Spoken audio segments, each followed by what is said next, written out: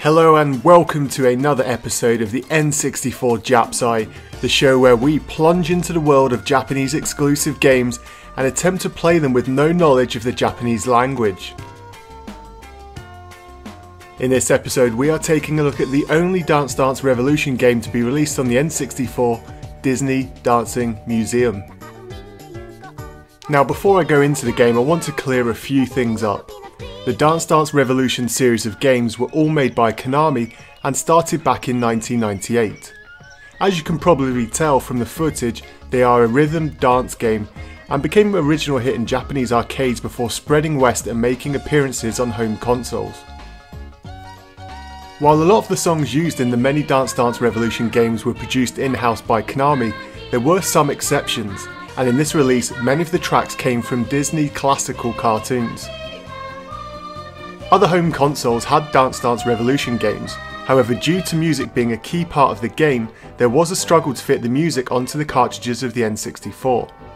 For this release, Konami had to limit the number of songs to 21, and this is likely the reason that despite the series being incredibly popular in Japan, this was the only game in the series to make it onto our beloved N64. With Konami having the Disney license to use in this game, they decided to make it a lot easier compared to other games in the series. This game is aimed towards a younger gamer, and so I can understand this choice. However, to new gamers of the series, this should still pack quite a challenge. Like many hit franchises which appeal to wide audiences, the core mechanic of the gameplay is simple. You choose a song, and then as the song plays on-screen commands appear, and it's up to you to press them in the correct order at the right time. By doing this you'll score chains and rack up the highest score possible. In the arcades and on some other consoles, you had the dance mat on the floor to jump all over, which was part of the fun.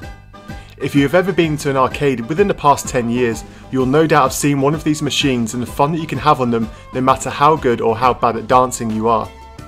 The problem here is that whilst there was a dance mat for this game, not many people have them, and playing it on the N64 controller just isn't as fun as jumping around and looking like an absolute chode whilst making a fool out of yourself.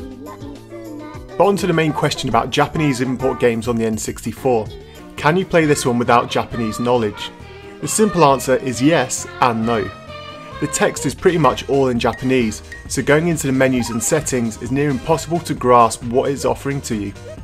On the flip side, it's actually quite an easy game, and once you've managed to navigate the menus a few times, it actually becomes quite easy to select which song you want to play through and how to start chains and rack up high scores.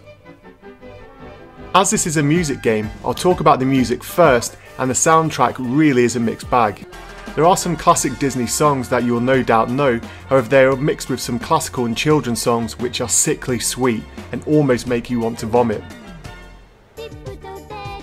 The quality of the audio is also not great.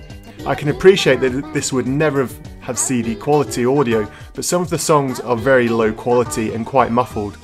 For a game which relies so much on music, perhaps losing one or two of the more generic tracks to increase the quality of the others would have been a better option. Graphically, the game is also quite poor. Each of the tracks usually has its own Disney character attached to it, and whilst the song plays, they'll dance around like a stoned Wookiee. The backgrounds on some levels are nice, and each level is quite unique. However, you can see from watching that the graphics are grainy and lack the Disney magic which you would expect. Disney had no part in animating this game, so perhaps they should have helped out instead of letting Konami butcher their beloved characters. In closing, Dance Dance Revolution Disney Dance Museum is a strange one. It comes from a genre which has been saturated by games like Guitar Hero and Rock Band, and without the dance mat the experience is pretty forgettable. The graphics and music quality are also poor, and it feels like this was more of a cheap cash-in on one of the Dance Dance Revolution crazes than trying to be a quality addition to the series. However, on the flip side, There are not that many Japanese N64 games that are that easy to play for Westerners, and so I can recommend this to Westerners who perhaps want to experience a new game for the N64 which they may not have played already.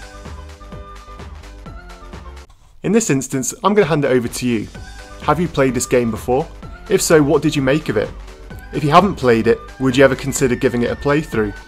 It may not be a genre of everyone's taste, however when you've played out on the usual classics on the N64 that you love, then perhaps this crazy game could come as a welcome break.